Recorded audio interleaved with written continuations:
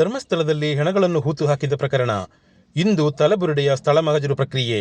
ಧರ್ಮಸ್ಥಳದಲ್ಲಿ ಹಲವಾರು ಮೃತದೇಹಗಳನ್ನು ಹೂತು ಹಾಕಿರುವುದಾಗಿ ಸಾಕ್ಷಿ ದೂರುದಾರನೊಬ್ಬ ಹೇಳಿಕೆ ನೀಡಿದ ಪ್ರಕರಣಕ್ಕೆ ಸಂಬಂಧಿಸಿದಂತೆ ಇಂದು ತಲೆಬುರುಡೆ ತೆಗೆದಿರುವ ಸ್ಥಳ ಮಹಜರು ಪ್ರಕ್ರಿಯೆ ನಡೆಯಲಿರುವುದಾಗಿ ತಿಳಿದು ಬಂದಿದೆ. ಸ್ಥಳ ಮಹಜರು ಪ್ರಕ್ರಿಯೆಯನ್ನು ನಡೆಸಲು ತನಿಖಾಧಿಕಾರಿ Jitendra Kumar Dayama, SP CA Simon Belthangady SIT ಕಚೇರಿಗೆ ಈಗಾಗಲೇ ಆಗಮಿಸಿದ್ದಾರೆ. ಬೆಳ್ತಂಗಡಿ ಎಸ್ಐಟಿ ಕಚೇರಿಯ ಮುಂದೆ ಅರಣ್ಯ ಇಲಾಖೆಯ ಅಧಿಕಾರಿಗಳು, ಕಂದಾಯ ಇಲಾಖೆಯ ಅಧಿಕಾರಿಗಳು, ಸರ್ವೆ ಇಲಾಖೆಯ ಅಧಿಕಾರಿಗಳು ಹೆಚ್ಚಿನ ಮಾಹಿತಿಗಳನ್ನು ಎಸ್ಐಟಿ ತಂಡದಿಂದ ಪಡೆದುಕೊಳ್ಳುತ್ತಿದ್ದಾರೆ.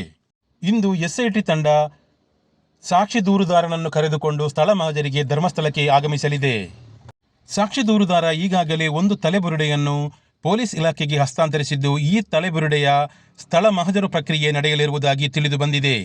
ಕಳೆದ 2-3 ದಿನಗಳಿಂದ ಎಸ್ಐಟಿ ತಂಡದ ಅಧಿಕಾರಿಗಳು ತನಿಖೆ ನಿಟ್ಟಿನಲ್ಲಿ ಮಹತ್ವದ ಕಾರ್ಯಗಳನ್ನು ಕೈಗೊಳ್ಳುತ್ತಿದ್ದು, ಇಂದು ಸ್ಥಳ ಮಹಜರು ಪ್ರಕ್ರಿಯೆಯೊಂದಿಗೆ ಈ ಪ್ರಕರಣದಲ್ಲಿ ಅತ್ಯಂತ ಮಹತ್ವದ ಬೆಳವಣಿಗೆ ನಡೆಯಲಿದೆ.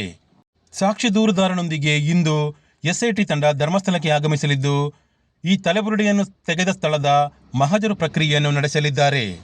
ಸ್ಥಳ ಮಹಜರು ಪ್ರಕ್ರಿಯೆಗಾಗಿ ವಿಶೇಷ ಪೊಲೀಸ್ ಬಂದೋಬಸ್ತನ್ನು ಮಾಡಲಾಗಿದೆ. ಕರ್ನಾಟಕ ರಾಜ್ಯ ಮೀಸಲು ಪೊಲೀಸ್ ಪಡೆಯ 2 ಬಸ್ಸುಗಳನ್ನು ಕರೆಸಲಾಗಿರುವುದಾಗಿ ತಿಳಿದು ಬಂದಿದೆ.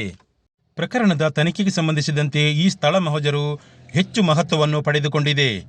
ಈ ಸ್ಥಳ ಮಹಜರು ಪ್ರಕ್ರಿಯೆಯಲ್ಲಿ ಲಭಿಸುವ ಮಾಹಿತಿಗಳು ತನಿಖೆಯಲ್ಲಿ ಅತ್ಯಂತ ಮಹತ್ವದ ಪಾತ್ರವನ್ನು ವಹಿಸಲಿದ್ದು, ಇದರ ಆಧಾರದ ಮೇಲೆಯೇ ಈ ಎಸ್ಐಟಿ ತನಿಖೆ ಮುಂದುವರಿಯಲಿದೆ. ಸಾಕ್ಷಿ ದೂರುದಾರ ಪೊಲೀಸರಿಗೆ ಒಪ್ಪಿಸಿರುವ ಕಳೆಬರವನ್ನು ಯಾವ ಸ್ಥಳದಿಂದ ತೆಗೆದಿದ್ದಾನೆಂಬುದು ಕುತೂಹಲದ ವಿಚಾರವಾಗಿದೆ. ದೇಶದ ವಿವಿಧ ಭಾಗಗಳಿಂದ ಆಗಮಿಸಿರುವ ಮಾಧ್ಯಮಗಳು ಧರ್ಮಸ್ಥಳ ಹಾಗೂ ಬೆಳ್ತಂಗಡಿಯಲ್ಲಿಯೇ ಬೀಡು ಬಿಟ್ಟಿದ್ದಾರೆ. ಸ್ಥಳ ಮಹಜರು ಪ್ರಕ್ರಿಯೆಯೊಂದಿಗೆ ಎಸ್ಐಟಿ ತನಿಖೆ ಇನ್ನಷ್ಟು ವೇಗವನ್ನು ಪಡೆದುಕೊಳ್ಳುವ ನಿರೀಕ್ಷೆ ಇದೆ.